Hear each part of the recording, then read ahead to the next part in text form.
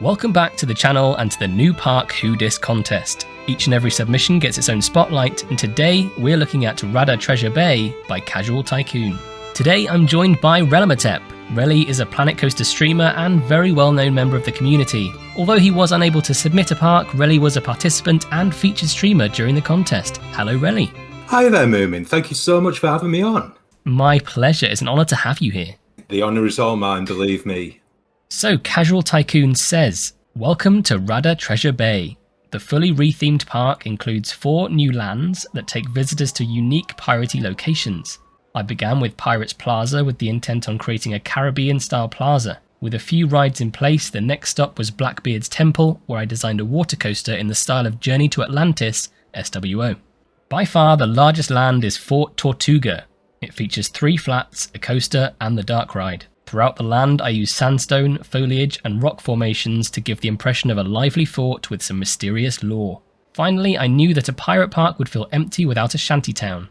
In the back corner of the park, Sammy's Shantytown offers a few tamer rides. This is my first complete park, and so I leaned on reference images, placing all rides before theming, and attempting to finish one before completing the next. Throughout the land, I also attempted to preserve unique aspects of the original park design, including the entrance building, park layout, and flat ride placement.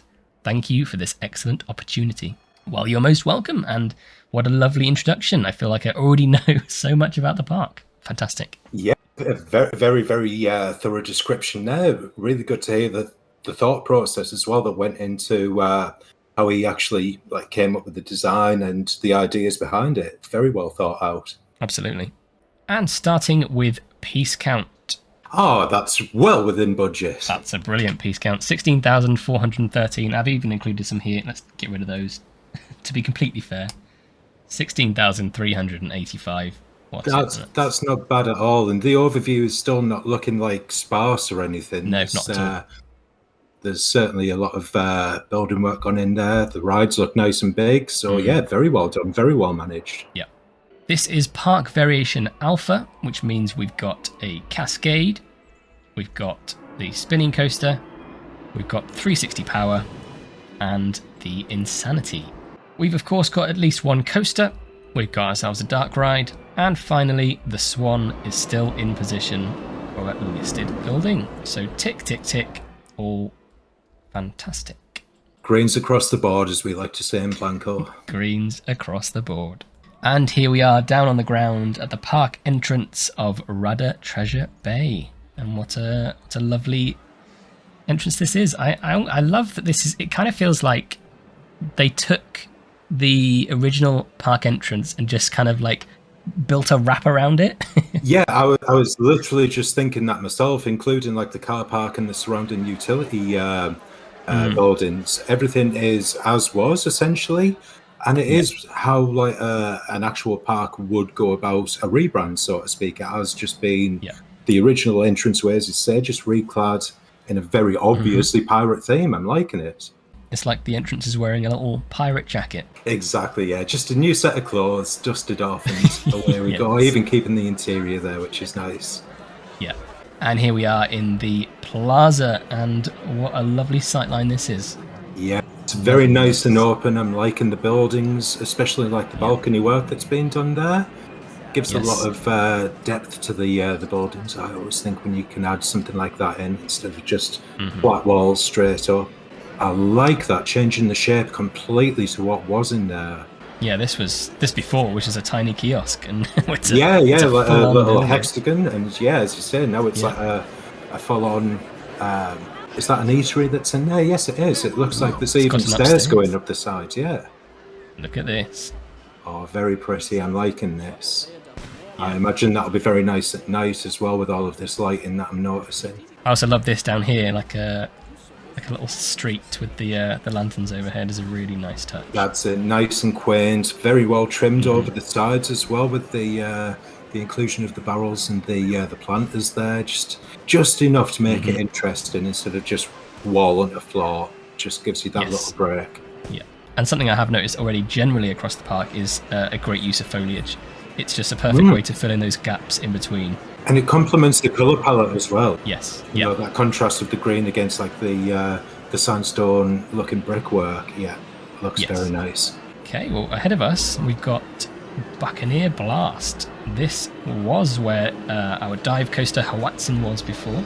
Indeed. So let's head down here. She's saying no, I'm saying yes. Just enough little trim work and whatnot on the sides there to give you something in the queue to look at.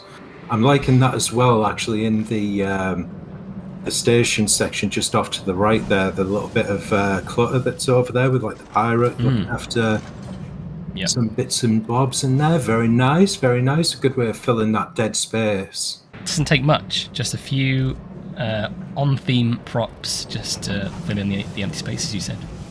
Exactly that. That's all that you need sometimes. Nice open roof station as well. Yeah, love that. Okay, well, time for our first coaster.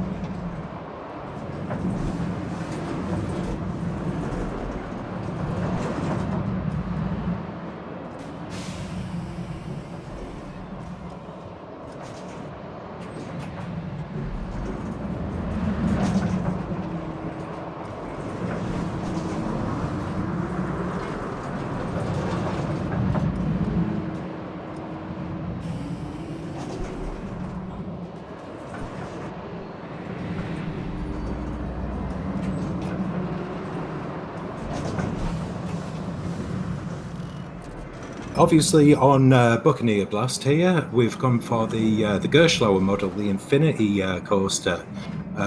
Always good to kind of fill a small footprint with something like high octane, lots of chances for inversions and whatnot. Gerstlauer are known for being able to kind of fit a lot into a very small space like this. And I must admit, I was very impressed with for such a small coaster to be able to run 3 train ops on this is very impressive. The block sections work perfectly. Obviously, the fact that you've got those multiple trains on there gives you a lot of interaction points, as we've just seen from the overview there. There's a lot of near misses between the trains.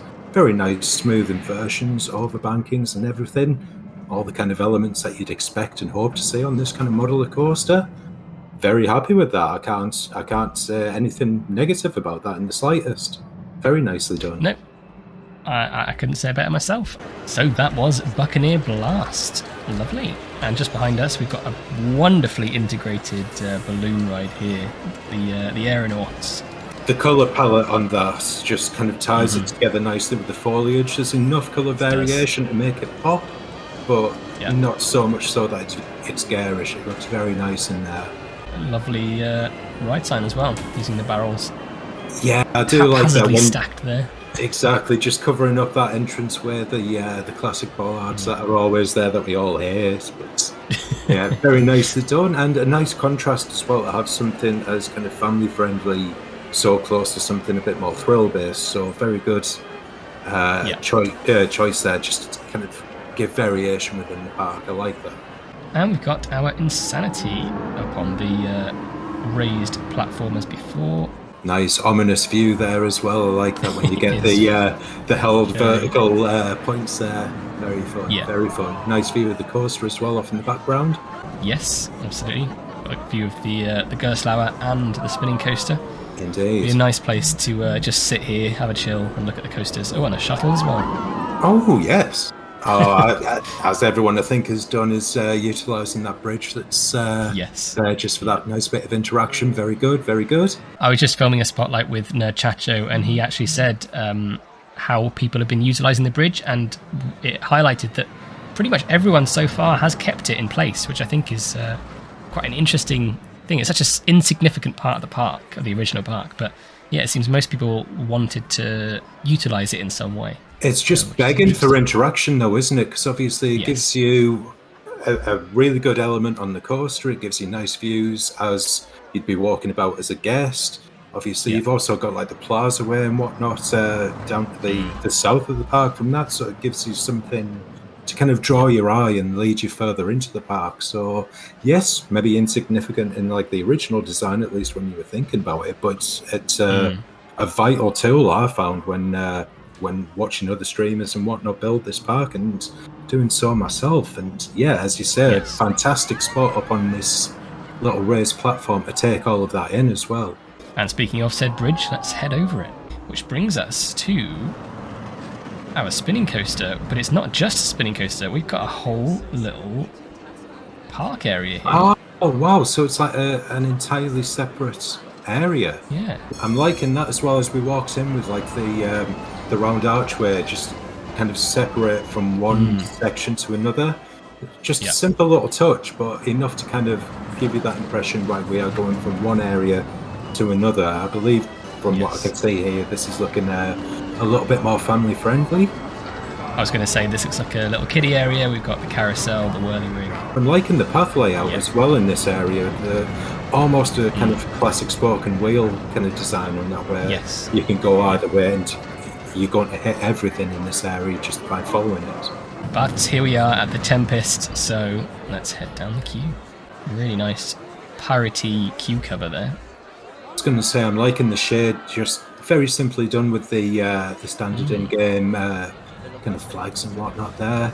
And here we are on the station. Lovely shipwreck station.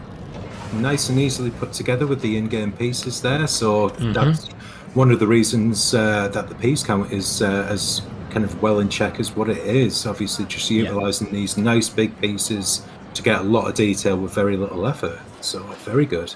So this is the Tempest, our spinning coaster, so let's do it.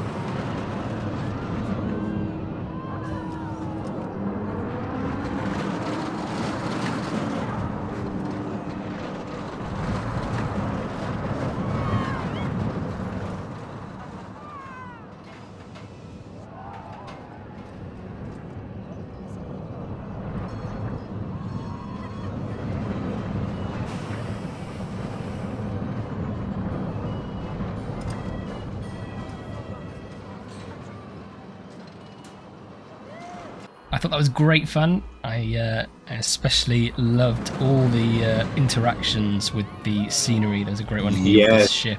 That's one thing that I actually made a note of while we were watching that, is just how close we got to some of the theming that's on there. Nice interaction with the other rides as well by passing by some of those. The spinning was controlled fantastically, I thought, on that. Yep. Again, just going back to like the classic kind of elements that you'd find on these kind of coasters. The lift hill was nice and snappy, straight into a very nice, like, hefty drop on there to get your speed up. It's something that's very commonly seen on these kind of rides. How many trains are there actually available on this? 5, apparently. 5, fantastic. So obviously that's something that's really been taken into consideration, I think, on this, is knowing that you can only fit 4 people in each of the cars. You know, you've got to think of that throughput. So again, the block sections have been worked out fantastically on that. There's no hold up that we saw on there. So yeah, very well thought out, very well executed. Nice helixes. This first drop here, where it starts the spin, you come down sideways, that was intense. Indeed, yeah. I don't think it would be too bad. I don't think that the G-forces are going to be out of control on that. Again, nice small footprint, allowing to keep that interaction up and not take up too much space in such a small park. Yes, very good job. Yeah. Love it. And we've got transfer tracks, of course. Oh, brilliant stuff.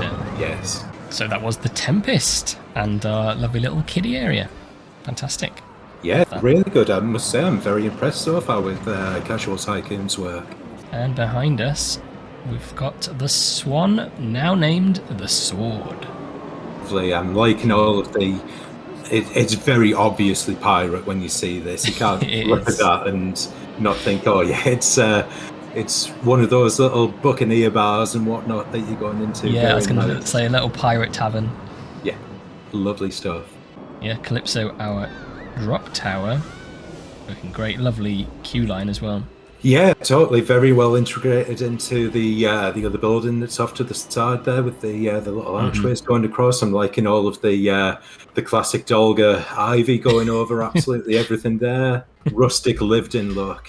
Nice bar work on there as well. Yeah. If you get your flat rides themed, or at least like the queues and like the surrounding areas, it just blends all of that kind of overarching theme together so much more. Obviously, if you just kind of plonk a ride down and there it goes, it sticks out a little bit like a sore thumb. But no, that looks natural in there. And right behind us, another coaster, which I think it is a shuttle coaster, the Sea Serpent. Ooh. Another open-topped station. A fair few views out of the side there. I always like that in a station where you don't feel enclosed in. Time for another coaster.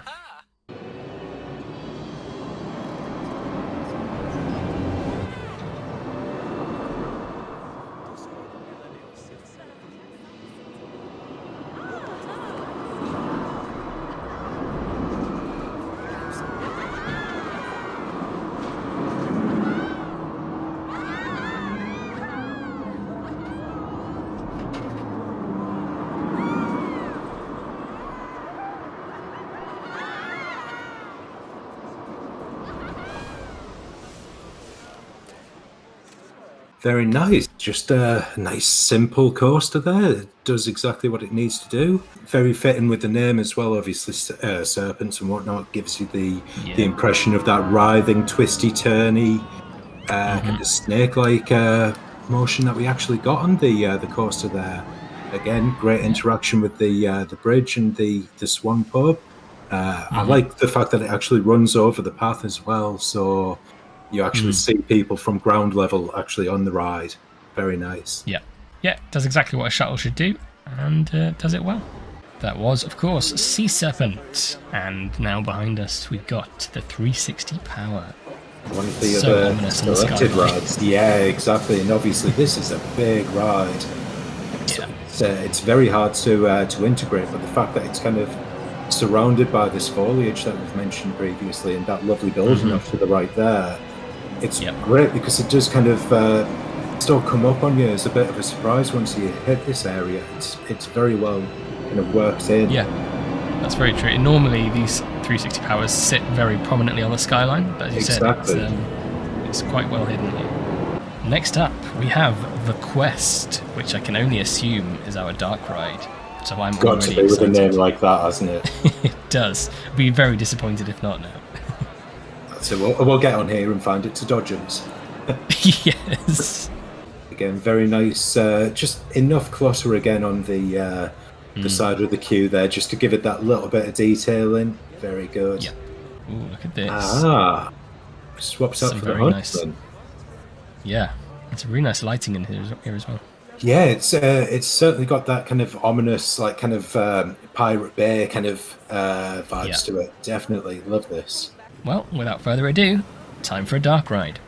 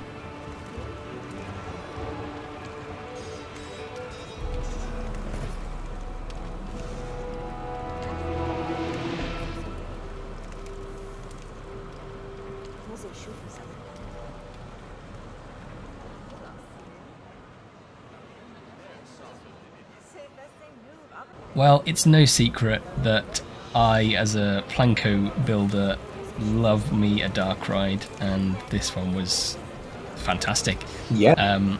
Most prominently, the control of the car itself was really well done. Really utilising every angle.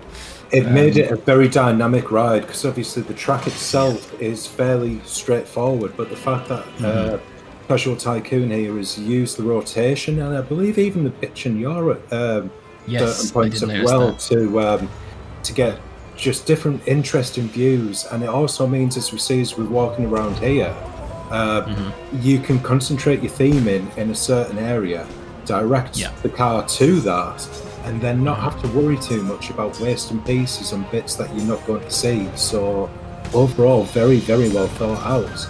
I thought the sequencing was very good as well. There was some nice triggered events going on there, so not bad at all. Something I also adore in any dark ride is those tiny glimpses you get of the backstage, and you do in this, you get a glimpse of the trussing overhead, which does make me beg the question, and please say I'm right here.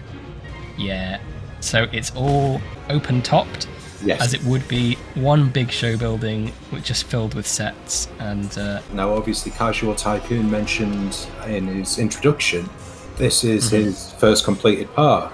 Makes this even more impressive. Exactly, it's very well thought out. It's very realistic in that, as you've mentioned, but the actual theming is top notch. And as I say, that just shows what you can do with the in-game sets. So I would say for anyone who's like new to the game, take a look at a park like this. This is how you do it first time out, definitely. Great facade as well. It dresses up that show building nicely, but still has the generic flat concrete roof as it would. Yeah, very nice, and very nice. Only having the front of this turret as it would just be a.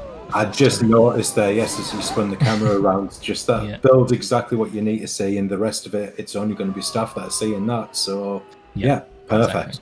Loving this little. You've got to love a little water feature, definitely. Looks very natural in there as well, so it's just kind of being built and then potentially kind of overgrown a little bit. It hasn't been kind of sculpted to look specifically like the courtyard. It's just very nice. This was the original site of the drop tower in Radyr Valley. So repurposing that really nicely. Obviously, because this park features a drop tower as well, that they would have just moved the drop tower instead of getting rid of it. Is a completely different way of doing it. Definitely, and again, that kind of ties in with one of the parameters that you put in that you wanted it to still feel like Radyr Valley, and the fact that there's rides that have been used in here that were originally in your park kind of does that. It very much pathwork wise still feels like it. It's like if you'd have been like, for argument's sake, if this was in real life, if you had previously been to Radyr Valley as it was, you would still be able to find your way around this park. Yes, absolutely. Here we've got Dutchman's Fate. The one ride that you have to include if you're doing pirates. it's the law. Exactly. It would be illegal not to. Lovely queue around a lighthouse. So I was just going to say, I love how this wraps around the lighthouse. There's not a lot that you can do to the ride itself as far as scanning it is concerned. So like we mentioned on the drop tower, the queue work and like the surrounding area is vital, I think, when it comes to integrating rides like this, and this is done perfectly for me. Because not only is it just a key feature, it also extends your queue path by quite a considerable amount. That's it. It's killing multiple birds with one stone. Yes, it extends your pathwork, as you say. It themes the ride, but also it gives you like park theming as you're just wandering around until you get up here. You wouldn't know that's a ride. This is just like a little set piece, and then it's something interactive that you can get on and do. That's something that I always kind of like to try and tell people when they ask how can I improve my kind of ride scanning is. Don't just think about the ride, think about the surrounding area, and that's definitely been done here. And behind us we have the former Big Bite food court. So let's head back around the front here. Looking great in its new pirate skin.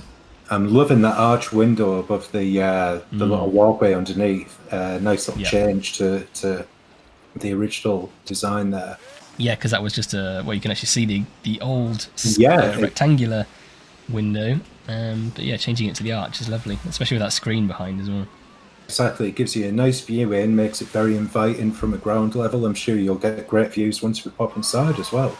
Yeah, I think this is the first time I've seen people replace the feature wall with screens, but it really works. Very good, like changing of the color palette as well in here. Obviously, this was different shades of green. So yeah, it's just a palette swap, but it ties it better in with the theme work that's been put in on this. So yeah, very nice, simple rebranding. Yeah, lovely view out the window as you predicted. That's gorgeous. And didn't have to knock a hole in the side of a building to achieve that. No. I mean, who on earth would need to knock a hole in Exactly, any building? who on earth would need to make alterations? Oh dear. Which finally brings us to our cascade, and my goodness, look at this. Facade on that is absolutely fantastic. I'm loving the little animatronics just on that little outcropping there. The integration of the waterfall. Oh, look at the cascade going past there. That looks fantastic. Oh, that's magnificent. I love that. Yeah.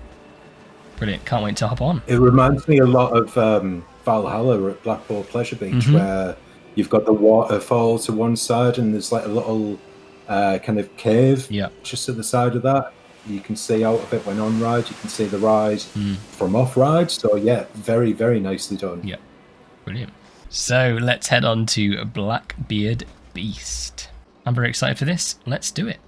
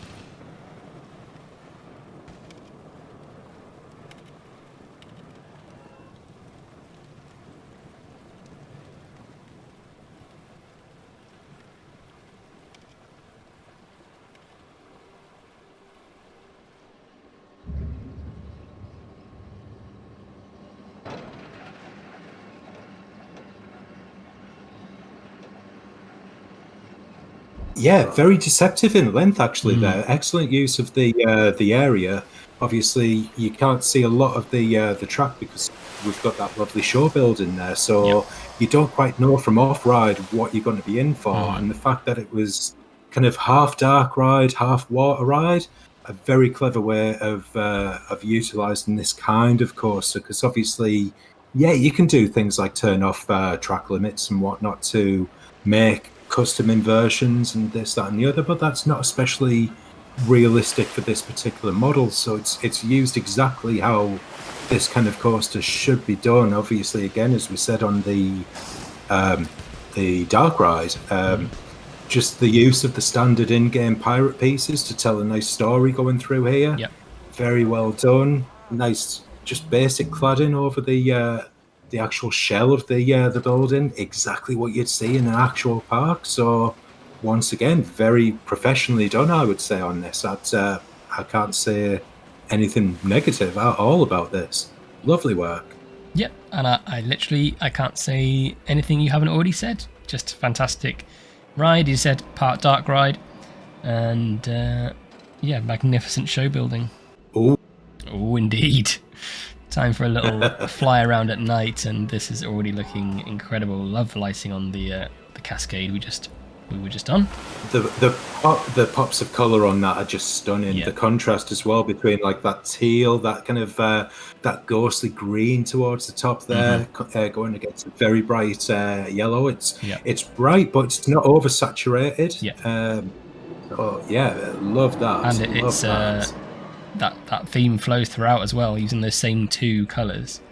So here as well, all the way over here in the kiddie section. The little kids area, yeah. It's staying on theme and lit wonderfully, and the castle looks great as well. Oh yeah, that's stunning and nice, especially like from down at path level. That view of that from just below the coaster track. Yeah, that's beautiful. Lovely, really nice work. So overall, I would say this perfectly did what was required. It rethemed Radyr Valley. It kept those small elements that reminded you where you were. As you said, you could still find your way around. All the pathing had the same layout, but yeah, just everything was completely redone for the pirate theme. And it feels completely packed as well, especially considering the piece count is as low as what it is. There isn't an area on this that hasn't been touched and something that hasn't been like improved, well, not improved upon, sorry. I mean, kind of you can say it's fine. Almost like, yeah, it's so much better than what you did. But there's not an area that hasn't been touched on, improved upon in some way. Any kind of dead space has been like addressed with things like the fountain work, foliage work, and everything in there. Everything completely on brand and done also to kind of a degree that, you know, a mid kind of size park would be able to kind of budget for. So I think absolutely everything has kind of been thought of, like from the brief that you put out. It's taken a lot of boxes as this one. Completely agree. Top notch work. So yes, well done, Casualtycoon, and especially once again for a first completed project. I'd look forward to seeing more from you. So I'd like to say a massive thank you to Relly for joining me today. Make sure you keep tabs on your favourites ready for the public vote after all submissions have been showcased. Don't forget to like this video, not only to support me, but to show some love to today's creator. Catch you in the next one.